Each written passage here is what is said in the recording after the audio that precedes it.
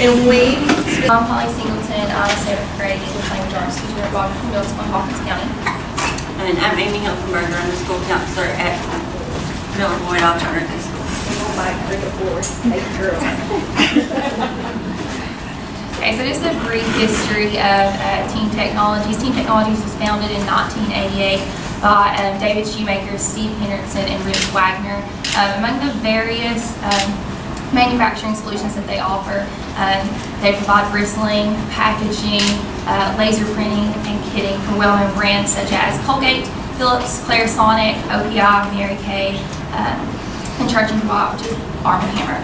If you have a toothbrush that has your dentist's contact information printed on it, more than likely that information was printed at TeamTech. The company is based in Morristown and has 5 plants here, but also there are plants based in states across the United States such as Wisconsin, most recently Georgia, and also Nebraska. before we went into the plant, we all had different preconceived notions. I grew up in Kingsport, so my idea of a plant was Eastman, Meade, and I grew up in the 70s. Dirty working conditions. My dad had to change clothes before he came home because of the smell. It was very hard work, very demanding. The hours were terrible. And Eastman, I know, has improved so much over the years, but if you drive through Kingsport, I know that you can still smell the smell of my hometown. This is what we found here in Morristown at TeamTech, and these are some actual pictures. Every single person in that plant was out of their way friendly to us. They went out of their way to introduce themselves, to tell us about their job, to tell us what they did, what we could do. It was super clean.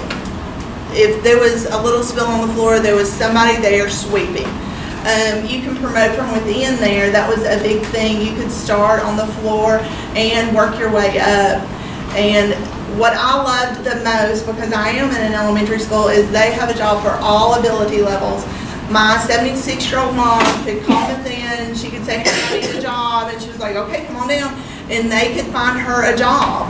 They could find everybody a job at that plant, in my opinion. Okay, during our experience, we went, actually TeamTech has 5 plants in Morristown. We went to 4 of those.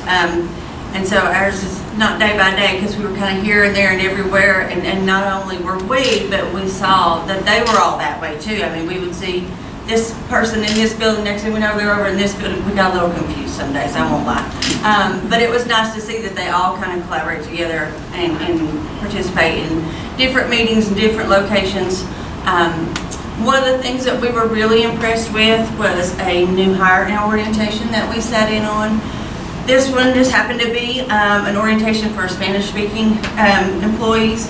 And of course there was an interpreter there. We were very impressed that they took the time. This was probably a group of 20 maybe ladies, and the director of operations went through the whole group, asked them why they were there, where they're from, what brought them to TeamTech, and we said, well, thank you for joining our team. We're really glad you're here, which we thought that was great.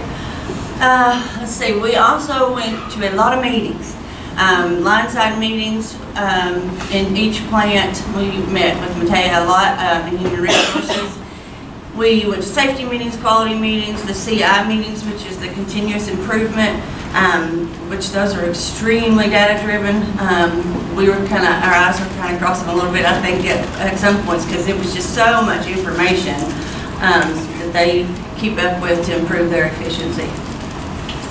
In the Human Resource Department, we learned about what soft skills were needed, and that being everything from, what others have mentioned, attendance, showing up for work, being reliable, let's see, and what requirements were, expected, whether the education level, or what they do to recruit employees, how they retain them, just the whole spiel in human resources. Graphics and ITB. ITB is imprinted toothbrush, right? Okay. Which was really cool. That is a Colgate product, and that's, like she mentioned, it's your dentist's name and info on there. So we were able to go in meet with the people who do the graphics. They would send an order, the company, the customer would, send them an email with the order. They go in, create the graphic, send it out, goes to the line, goes to the machine, prints it on there, all the way through to the next thing, which is automation, which was really cool, all the robots and those pick and place toothbrushes and how they lined them all up. I mean, it was just, we could have sat there and watched it for a long time. It was pretty cool. Let's see, quality. We looked at a lot of different things in this department. One being that, like, individualized quality inspections. We watched a girl look at a toothbrush and, like, she'd be like, no, we look like a perfectly normal toothbrush to us, until she could show us, like, just one little bitty thing would be wrong. So to have that kind of eye to see that was impressive. Also, we learned how they do their quality testing, where they test a percentage of products to make sure that these go through. I think they said they never failed one of those. Research and development, we saw a lot of machines that we had seen in that particular part of the plant, that we'd seen at TCAT, kind of the same kind of thing where they do some machine tooling. They actually developed their machines in there. They would, people showing us that one machine was an old machine they weren't using anymore, but they were reinventing that to become something that they could use for a new product. So they would break all that down, build their own machines there. They also did molding for the plastic. The plastic that covers your toothbrush, you know, little cards on the back, they do the molding for all those kind of plastics. So that was really cool to see. They had just shelves of molds that they've used. Customer service, we worked with those ladies quite a bit. Thought it was very impressive to see that throughout the different companies that they had, their customers, these ladies had like a particular set of customers that they worked with all the time. So that customer knew who to contact. So that one-on-one experience, so they could always contact that same person. We thought that was pretty nice. And they were very nice to us, especially me having braces. They were super sweet, gave me all kinds of little braces tools, and I was pumped. I don't know if Casey sent me to the toothbrush place because of this, but if you did, thank you. My orthodontist thanks. And she's got more, she's holding more of them. I got a prison brush. She got orthodontist stuff. I got a prison brush. But this is a brush that you use if you go to prison. I'm sure it's coincidental that this is what I got. But my kids also thought that this was really neat.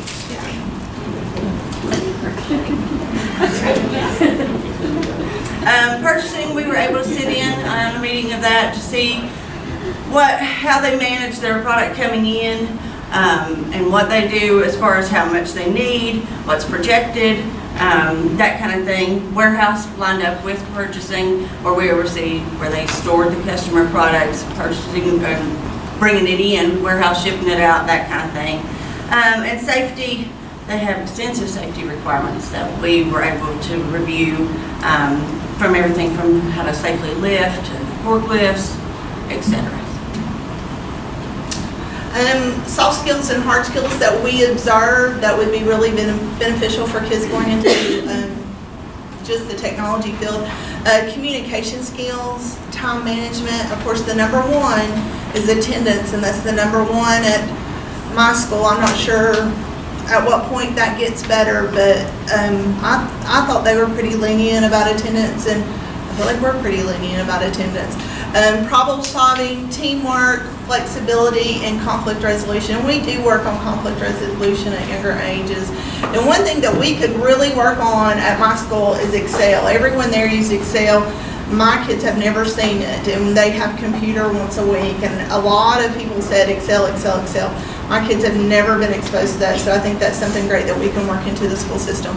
Different types of computer skills, maintenance skills, and we did get to go through a tour with the TCAT guys. Data analysis, computer programming, graphic artists. They have a graphic artists department, and written communication skills. Not sending an email with the letter R and the letter U, to actually be able to write out an email with correct grammar. So some of our surprises upon initially entering Team Tech was the diversity in the workplace in regard to age, ethnicity, education levels, and gender. We met a lot of individuals with different degrees. I met someone with an advanced degree in chemistry. We met a lot of individuals who had bachelor's degrees in business and business administration. We met a lot of engineers, chemical, mechanical, as well as electrical. We, like Nicole said, toured the facilities on day one with a group from TCAT, and they were they were in the maintenance program. We also met some people who had completed the graphics design program at TCAT as well. And then we also met people who had their high school diploma or the equivalent. And we heard multiple times that it was very possible to advance within Team Tech if you did just have your high school diploma or the equivalent. So that was very refreshing and encouraging for us to hear. Of course, those post-secondary degrees and certificates are much appreciated, and we want to encourage those, but it was good to hear that our kids could grow within the company even if they didn't have those things. We were also really surprised about the working conditions, as everyone else has pretty much said up here. The working conditions were great. I think they were kind of better than my classrooms on Sundays. It was very clean, climate controlled, and there was a very low physical demand. Some of our big takeaways were just the importance of soft skills, that we need to be working on those in our classrooms, not just at the high school level, not just at the middle school level, but at all levels from day one. If we can have our students engaged in group activities and work on communication and what's appropriate, and of course conflict resolution, that's going to carry over into the workplace and help our students be more prepared to be successful in the workforce. And then I realized how much more proactive I need to be in conveying to my students specific jobs that are out there for them. I didn't know that Morristown was so industry rich before I worked in this externship program, and now I have things to take back to my students and say, concrete examples. This is what you could be doing with this degree, this degree, this degree, or this training. So I think this was an excellent opportunity to take back to my classroom. Incorporating experience from Team Technologies into the elementary school counseling program, soft skills at an early age, focus on attendance, excel, that's definitely something that we need to start doing. Communication skills, using their words. And I talked to one of the people there. I have so many parents that don't have a job. I mean, I know that you don't want to hire any of my fourth graders, but I mean, I live in my school's a very low poverty level school. I have so many parents, I can't find a job, I can't find a job. It's great to say, I know somebody. Let me give you her number. Let's set you up with a job. That's what I took away. And I mean, I would feel like I would need to work with these parents a little bit first on soft skills about not wearing white beaters and not wearing shorts, to the interview. But I think that would be such a great opportunity for my parents. That would be an opportunity for my kids. And to focus not only being college ready, but career ready. So how am I going to incorporate my experience in the middle school English classroom? So one of the first things I did on Friday, I ran back to my classroom really quickly Friday evening, and the STEM teacher teaches right across the hallway from me, and she was in her room, and I ran through the door and I said, hey, I have a field trip idea for us. We're going to go to Team Technologies because the automation that I saw was amazing, and I know that some of my STEM students and some of our students interested in the robotics club would have been amazed to see what I got to see. So I think we need to get them into these places and say, not just tell them about what they could be doing, but show them. I also need to be incorporating formal class discussions and group presentations weekly at minimum. We do those things, but after speaking with everyone at Team Tech and hearing the emphasis on soft skills, I know that I'm not doing that enough, and that falls my lot as an English teacher because I have speaking and listening standards, so I really need to be focusing on those. I also talked with someone about motivation and reducing incentives for expected behaviors. It's great that my students show up on time, but I don't need to be rewarding that because that's the expectation. I need to set high expectations for my students and reward students who exceed those and who show initiative. Some of the things that we will be incorporating, or I will be incorporating with my students, is like she said, the tours, the field trips, maybe even job shadowing opportunities. Also to have local community leaders and different businesses like you all come in to meet with our kids. Tell them what's out there. Show them, the availability of things. I think a lot of kids, especially some that I have, don't even realize, a lot of us didn't realize how much is available. We'll be doing a lot of career research, interest inventories, trying to narrow down what is it that I want to do, what is it that I'm good at, to try to get these kids into the right field. I think a lot of times every kid I ask almost, what are you going to do after high school? I don't know. We got to fix that. We got to get them into a path. Want to do some practice job applications, like Nicole was saying. You have to write the whole word. You can't write text words on a job application. We need to capitalize our name, learn how to sign our name. Simple things that you would think they can do, but they text. That's what they know. So we need to work on those things. Some mock interviews to get them comfortable with that, how to build a resume.